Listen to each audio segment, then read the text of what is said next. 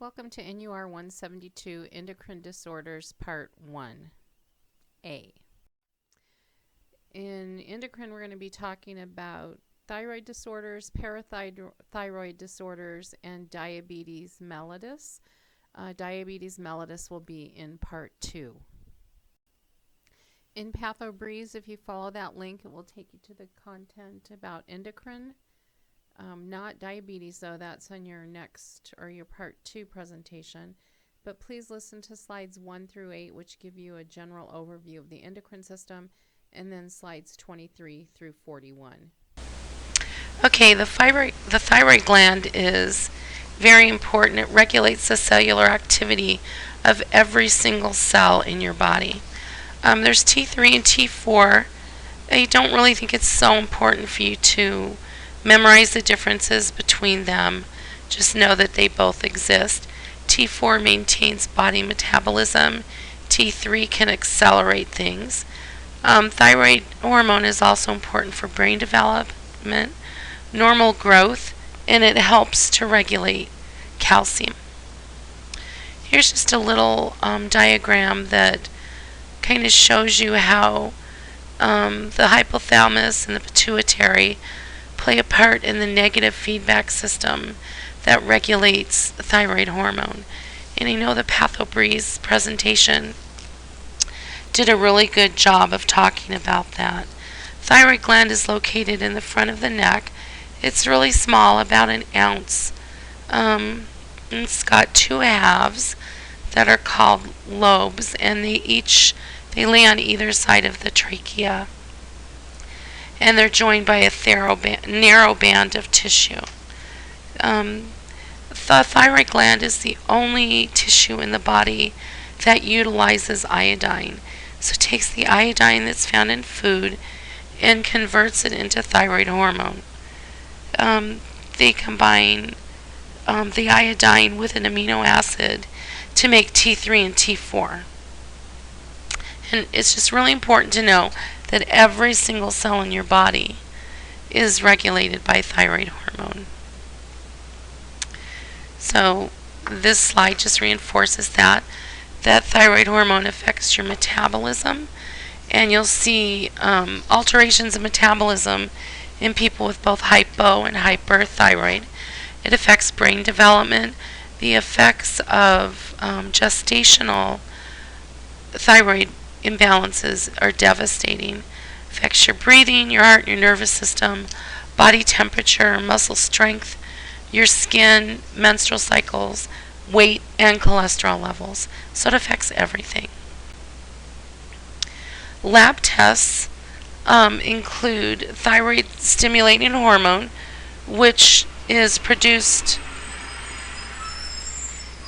when the body feels like there is a need for more thyroid hormone. It produces thyroid stimulating hormone, which goes to the thyroid gland and gets it to increase thyroid. There are differences of opinions about if this should be done routinely or not. It is a screening test.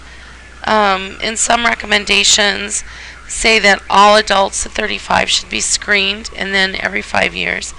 And there's others that say there's really no reason, there's no compelling reason to screen everybody. T4, they check serum-free T4 if TSH is abnormal. That helps us determine, is it a central problem that we don't have enough TSH, so maybe the thyroid gland's working okay. It just helps to pinpoint the origin of a problem. Radioactive iodine uptake is a test to measure. Remember, the thyroid gland takes iodine, combines it with an amino acid to form thyroid hormone. So this looks at, is the thyroid gland actually uptaking iodine? And then a fine needle aspiration, just what it sounds like. A very thin needle is inserted into the thyroid gland. Tissue is aspirated and examined to see if there's a malignancy. You can also do scans to determine the location, size, and functioning of the thyroid gland. You as a nurse need to be sure that the patient before a test hasn't taken like some medications or a lot of iodine in, because that could alter the test results. And a lot of the contrast agents that we use contain iodine, and we also use topical iodine. This slide is showing you a picture of how you palpate the thyroid gland. You do need to be careful when doing this. If it's somebody that's got a hyperthyroid issue going on, then palpation can actually make that worse. Hypothyroid can be caused by congenital problems, and often if somebody is hypothyroid, their mother was also. There's also an autoimmune disease called Hashimoto's disease, and that's 95% of the cases of people who have primary thyroid dysfunction. It can also be caused by issues with the pituitary gland. This is showing you a picture of a baby who was subjected to hypothyroid conditions intrauterine, and this baby has cretinism because of depressed metabolic activity. That baby will have dwarfism and mental retardation. The brain and skeleton fail to develop properly, and there's just, well, everything is affected. An adult with hypothyroidism will be lethargic to extremely fatigued, slow thinking, generalized slowing of body functions, hair loss, brittle nails, dry skin, menstrual disturbances, numbing and tingling of fingers, and it's just everything generally slows down. In early signs, they might be constipated, increased sensitivity to cold, and it will progress. And then once it's severe, their body temperature will be subnormal. They'll have a really low pulse rate. They'll gain weight even if they're not eating, even if they're cachectic, and very, very sick. It's just everything slows down. Okay, this picture is just a little overview of the symptoms of hypothyroidism.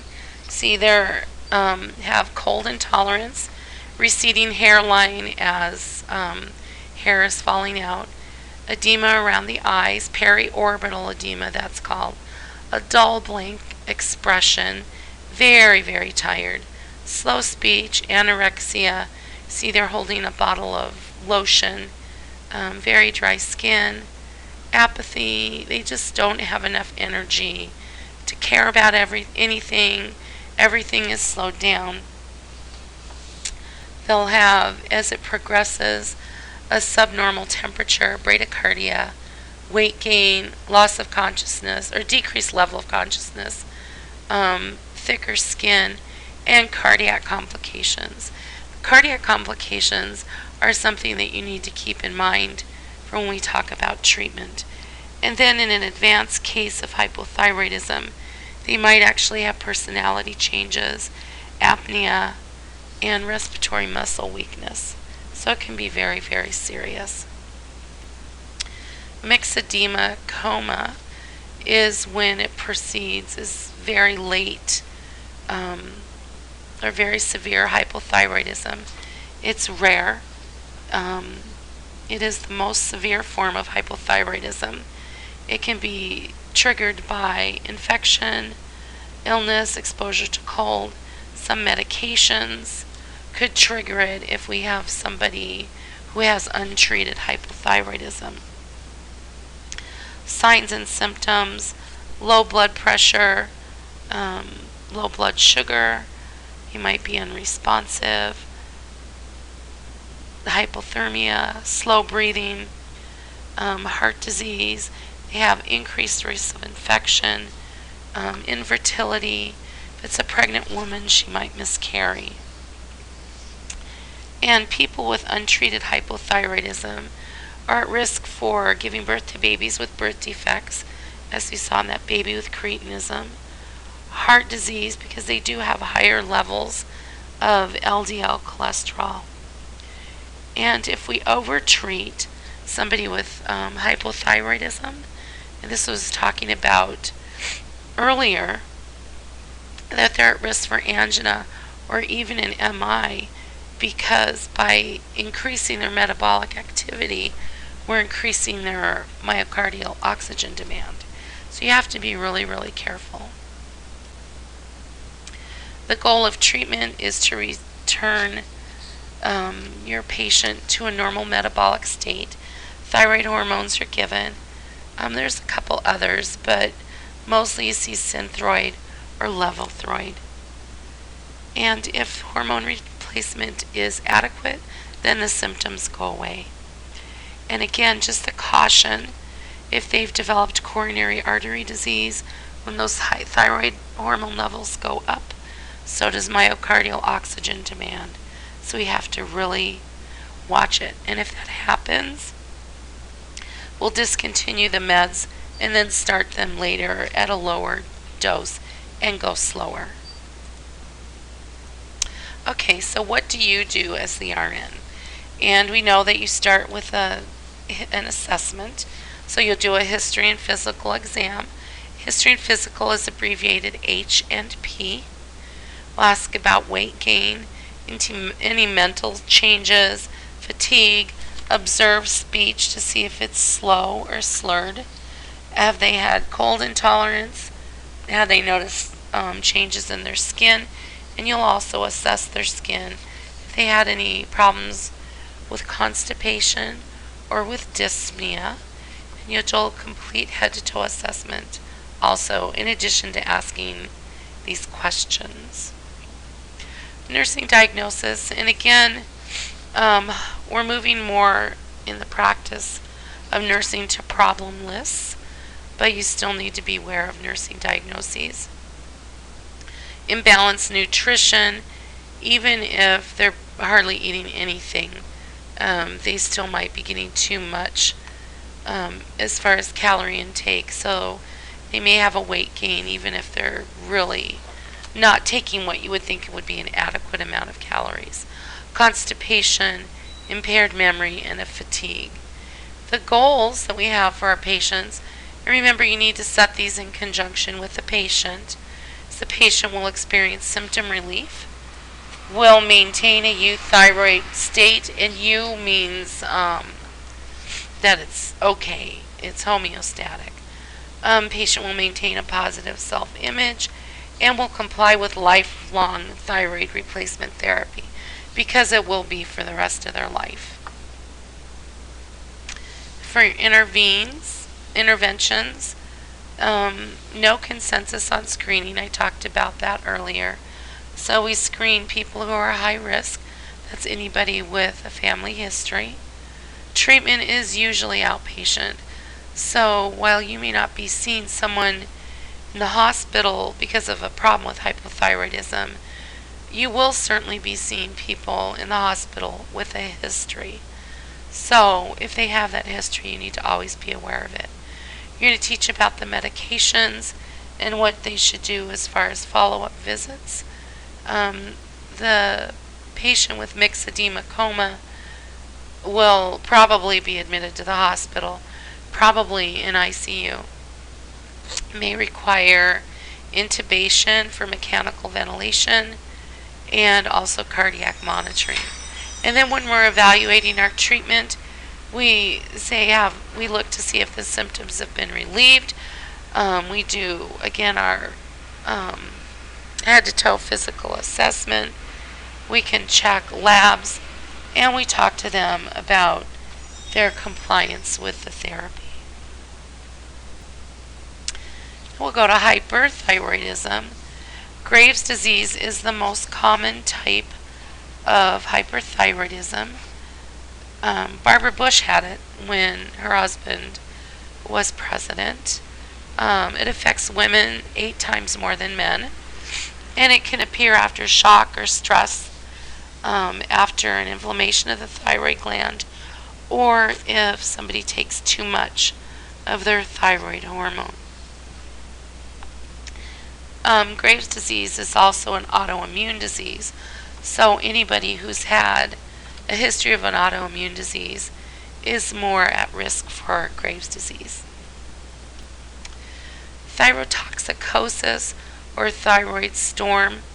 Some sources use these terms interchangeably, some do not.